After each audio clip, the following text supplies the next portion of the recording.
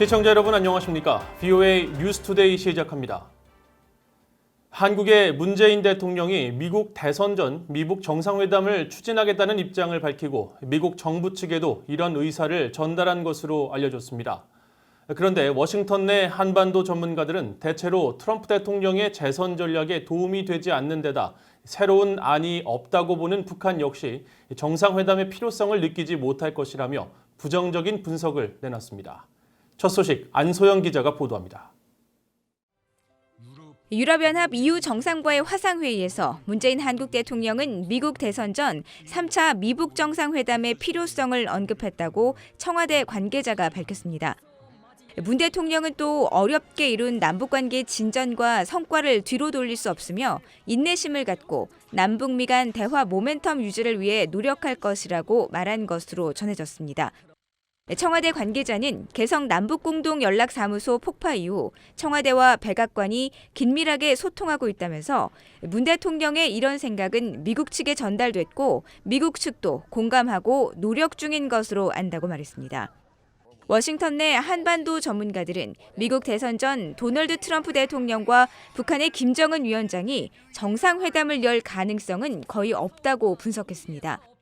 현재 시점에서 북한인 트럼프 대통령에게 자랑거리를 주지 않을 것이며 트럼프 대통령도 별다른 이득이 없어 미국과 북한 모두의 공통된 관심사가 아니라는 겁니다. North Korea is not going to make any concessions that Trump could trumpet as a victory for him. And just the fact of meeting with Kim Jong-un is now stale. So there's no benefit in it to Mr. Trump. 북한 역시 누가 미국의 차기 대통령이 될지 불확실한 상황에서 미국과 정상회담을 연들 얻을 게 없다는 계산법을 갖고 있을 것이라는 관측도 나옵니다. I haven't heard anything new about a U.S. position on what the North needs to do, nor have I heard anything new from the North about what they think they have already done. Why the North would want to get into a situation of partial compromise with someone who's going to disappear in 5 months. 따라서 북한인 미국 대선 전까지는 큰 도발 없이 현재 수준을 유지하며 지켜볼 것이라는 게 갈루치 전 특사의 관측입니다. 재선을 앞두고 국내 사안이 산적한 트럼프 대통령이 북한과의 정상회담을 생각할 여유가 없다는 지적도 나옵니다. Domestic challenge caused by coronavirus, which has triggered huge unemployment and economic crisis, issue of social justice and racial justice. In this environment, simply no space for strategizing about it. 미북 정상회담 가능성을 완전히 배제하지 말아야 한다는 지적도 나옵니다. 게리 세이머 전 백악관 대량살상 무기 조정관은 트럼프 대통령이 국내 도전 과제를 덮을 방안을 찾고 있을 것이라며 그중 하나가 북한과의 정상회담이 아니라는 법은 없다고 말했습니다. 세이모 전 조정관은 그러면서 북한 상황을 파악하기 위해 스티븐 비건 국무부 부장관의 방안이 조율 중일 수 있다면서 이후 미북 간 접촉 여부를 주목해봐야 한다고 분석했습니다. VOA 뉴스 안소영입니다. 도널드 트럼프 대통령은 지난달 30일 일본인 납북 피해자 구출 운동에 앞장섰던 납북 일본인 요코타 메구미의 아버지 요코타 시게루 씨가 별세한 뒤 그의 부인에게 위로의 뜻을 담은 편지를 보냈습니다. 트럼프 대통령은 위로 서한을 통해 일본 방문 때 부인 사키에 씨와 남편 시게루 씨를 만났던 것을 언급하면서 북한에 납치된 메구미와 재회를 하고 모든 납치 피해자 가족들이 사랑하는 사람의 행방을 알아야 한다는 두 사람의 불굴의 결의에 깊은 감명을 받았다고 밝혔습니다. 이어 두 사람의 지치지 않는 노력으로 북한에 의한 납치 문제는 일본과 미국에게 여전히 중요한 사안으로 남아있으며 미국은 메구미 씨를 집으로 데려오는 중요한 일에 지속적으로 동참할 것이라고 전했습니다.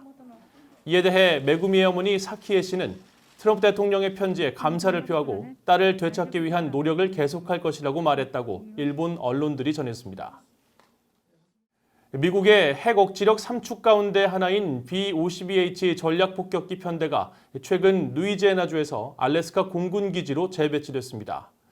미군은 영내 동맹국들과의 훈련 기회 극대화가 목적 가운데 하나라고 밝혔는데 전문가들은 한국과 가까운 거리와 북한 공격으로부터의 안정성 등 알래스카의 전략적 이점을 강조했습니다. 김시영 기자가 보도합니다. 굉음을 일으키며 날아가는 B-52H 전략폭격기입니다. 220톤 무게 기체를 F-16 전투기 엔진 8대 출력으로 이륙시키고 15,000km 거리를 급유 없이 비행할 수 있어 성층권의 요새로도 불립니다. 사거리 1000km 핵순항미사일 탑재는 물론 고고도 재래식 자유낙하 폭격 임무도 가능해 대륙간 탄도미사일 ICBM과 잠수함 발사 탄도미사일 SLBM과 함께 미국의 핵 억지력 3축 가운데 하나입니다. 미국 태평양공군 사령부는 지난달 30일 VOA에 B-52H 폭격기 3대를 알래스카 아일슨 공군기지에 재배치했다고 밝혔습니다. 지난 2017년 7월 한국, 일본 공군 등이 참여한 미한일 연합훈련 뒤 3년 만입니다. 태평양공군 측은 B-52H의 알래스카 재배치는 동맹국과의 훈련 기회를 극대화하고 자유롭고 개방된 인도태평양 수호 역량을 강화할 것이라고 밝혔습니다. 그러면서 이들 편대가 알래스카에 도착한 뒤 지난달 14일부터 일주일 동안 일본 항공자위대와 연합훈련을 실시했다고 설명했습니다. B-52H 전략폭격기를 괌이 아닌 알래스카에 배치하는 것은 더 나은 대안일 수 있다는 분석이 나옵니다. 월레스 그렉슨 전 미국 국방부 아시아태평양 담당 차관보는 알래스카는 생각보다 한국에 매우 가까이 있다면서 전략자산이 여러 장소에서 작전을 수행할 수 있음을 보여줘 적의 목표가 되는 것을 방지할 수 있다고 지적했습니다. 국방 전문가인 브루스 베넬 랜드연구소 선임연구원은 북한이 괌을 위협했던 것처럼 알래스카 공격을 획책하기는 힘들 것이라고 밝혔습니다. If they're in Alaska, they're on U.S. soil. They are on U.S. territory. If North Korea were to attack Eielson Air Force Base, the U.S. president would more than likely have to respond like any other part of the continental United States had been attacked. And that would mean a very serious response against North Korea. The regime would not survive. 한미연합사 작전참모 출신인 데이비드 맥스웰 민주주의 수호재단 선임연구원은 알래스카 공군기지는 인도태평양 지역의 힘을 상징하는 장소라면서 이곳의 전략자산은 북한을 비롯한 동북아의 어느 곳으로라도 출격할 수 있다고 강조했습니다. 미국 전략사령부는 B-52H 폭격기의 알래스카 재배치의 의미를 묻는 VOA의 질문에 국제적 안정과 안보 유지를 위해 전지구적 전략폭격 준비 태세를 유지하는 것이 전략사령부의 목표라고 밝혔습니다. VOA 뉴스 김시영입니다. 미국의 신형 개조 전술 핵폭탄이 생산을 위한 성능시험 평가를 마치고 내년 회계연도 생산을 앞두고 있는 것으로 알려졌습니다. 미국의 3대 핵무기 개발 기관인 샌디아 국립연구소는 지난달 29일 B-61-12 중력 전술 핵폭탄의 첫 생산에 앞서 운용성과 안정성 등을 종합적으로 시험하는 기술 평가를 성공적으로 마쳤다고 밝혔습니다. 신형 개조 전술 핵폭탄은 미국이 추진하는 핵무기 현대화 계획의 핵심 가운데 하나로 지하시설 타격에 효과적이어서 핵 벙커버스터로 불리는데 샌디아 국립연구소 측은 기존 B-61-12 핵무기의 충격과 진동, 낙하, 온도, 대량의 전자파를 견디는 물리적 시험을 통해 성능을 개량했다고 밝혔습니다. 이에 대해 프랭크 로즈 전 국무부 군축 검증 이행 담당 차관보는 인도태평양 지역의 경우 지하 핵시설 겨냥에 특화돼 있다면서 향후 B-2 전략폭격기 등의 전개를 통해 북한의 모든 핵심 표적물을 파괴할 수 있다는 분명한 신호를 보내는 것이라고 분석했습니다. 크리스토퍼 포드 미국 국무부 국제안보 비확산 차관보는 북한이 유엔 안보리 규정을 위반해 화학무기를 사용했으며 시리아와 러시아도 화학무기 금지 조약을 위반해 화학무기를 사용했다고 밝혔습니다. 포드 차관보는 지난달 30일 화상으로 열린 대량 살상 무기와 관련 물질 확산 방지를 위한 글로벌 파트너십 총회 모두 발언에서 화학무기 사용 금지 기준이 심각하게 훼손됐다면서 이같이 밝혔습니다.